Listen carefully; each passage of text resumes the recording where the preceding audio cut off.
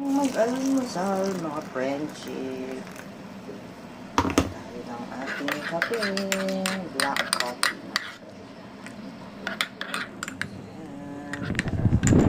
Tapos meron tayong bread dito. Binili natin dyan.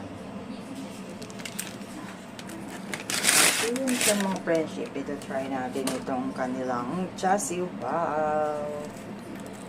Yan. Ano kaya ang lasa niya mga friendship?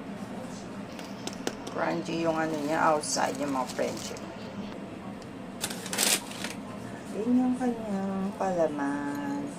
Ayan, ang palaman niya mga friendship. So, tara, tikman natin. First time kong tikman to. Chasiu bao. Masarap pala siya. Mas masarap siya dun sa steam.